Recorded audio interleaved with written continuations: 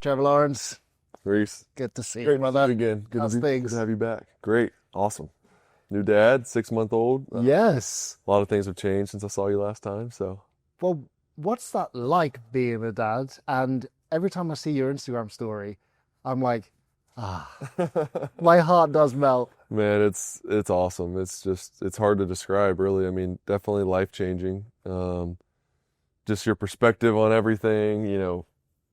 Coming home to her and kind of just everything else seems a little smaller, a little less important. Just when I get that time at home with, Shay and Marissa, it's special, because especially this time of year, it's hard to come by now that we're really going and training camp and in the season.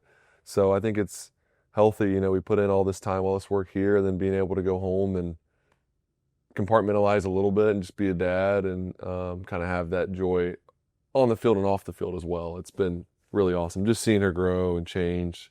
It's really cool. What was changing nappies like? It's you call them nappies? Yeah. That's awesome. I love What do you call them? diapers. I mean, it's funny though. I love that. I'll start using that. That doesn't bother me. I don't have that stuff doesn't gross me out too much. I mean, there's some of them that aren't great. When they go up her back, and that's tough. Those are tough. Get on the clothes, but Yeah. no, it's not. It's not too bad. I can see you do it like 22. Oh my gosh. Now it's getting harder because she just won't sit still. She starts just crawling and rolling around. So it's changing the diapers, the nappies is tough right now. Yeah. At least we all know that even Trevor finds it tough. So that's cool. Yep. We're back, practice, training camp, new head coach, Liam Cohen. What's your favorite thing about the offensive philosophy that you've seen so far? And is there a certain point of that you're like, oh, I love this, what he's bringing? Yeah, just the plan, the detail of everything. I mean, there's a reason for everything. He gives us a lot of options as an offense. I mean, we're running most of the time. We have 2 play calls. We have options. We can get out of a play if it's not a good look for it, and we're all on the same page, and we're coached on every little detail of why we run a play versus this look, and why we don't run this play versus certain looks, and why we change it to a certain play. I feel like it's very buttoned up and well thought out. The whole staff is on the same page, and that's important. I mean, when you get the defenses nowadays play so many different coverages and fronts and bring different pressures, so you have to have a lot of different rules, and you have to all be on the same page of why you do things a certain way. And I really feel like we are that way. We're on the same page. The staff's on the same page of why we run our offense the way we do. And then as a quarterback, it's very structured for progressions, footwork, timing. It's very black and white in our progressions. And of course, the game is played not black and white. It's gray, and there's a lot of decisions you have to make in a second at quarterback, and that's up to us. But they give us a blueprint of how to do it, and it helps you play faster because you have something to fall back on. Interesting. Like the deep understanding of why we're doing what we're doing. 100%. Yeah. No, it's great. Brian Thomas Jr. last year, Travis Hunter this year. What's it like to have those weapons? And when Brian Thomas Jr. joined last year, have you got that same excitement when you're seeing, wow, we have another absolute beast joining the team?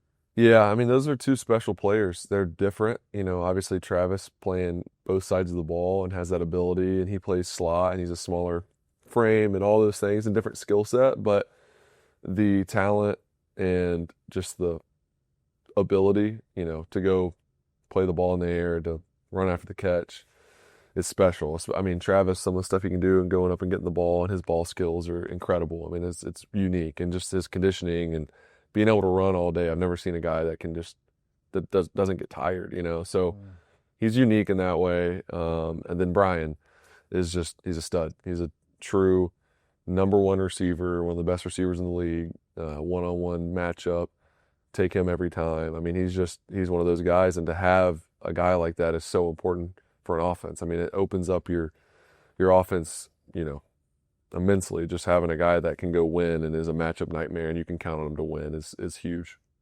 Almost like takes the lift off your shoulders in terms of, I know I can just do some test and throw sometimes if I'm in one of those situations. Yeah. And he's got a chance to get it. Yeah, and defenses know that too. So there's different plans that you get from defenses that know that, hey, we can't leave this guy one-on-one all game or we're going to pay for it. So there's some, so a little bit of a chess match of back and forth, but when you're going to get those opportunities, and we can dictate it by moving him around because he can play outside, he can play inside, you can motion him, change up the formation with the defense so they can't keep the same corner on him. And there's so many things that you can do to give you the upper hand, give us the upper hand. But yeah, it's fun having a guy like that you can move around and put him in different positions, and he can excel really anywhere on the field. Trevor, I think you'll like this question. So, throughout the history of the game, if there was one player that you would have loved to thrown to, who would that player be and why? Can be a current player. Question. Anyone. NFL, college. I mean, I think just thinking receivers, and there's been so many good ones. Calvin Johnson would be, and that one's tough. Megatron was. Yeah. Honestly, I thought you was going to say that. Yeah, he's like a little bit more recent. So I grew up and watched a lot of him. I mean, there's so many good ones, but I'd say Calvin Johnson was unique in the way of just double, triple teaming him in the end zone. Like, you don't see many guys get that, and he got that when he played. So that was fun to watch. Calvin, I forgot what Madden it was. Wasn't that Madden something where he was unplayable? Trevor, thank you, bro. Appreciate your time as always, and see you in London.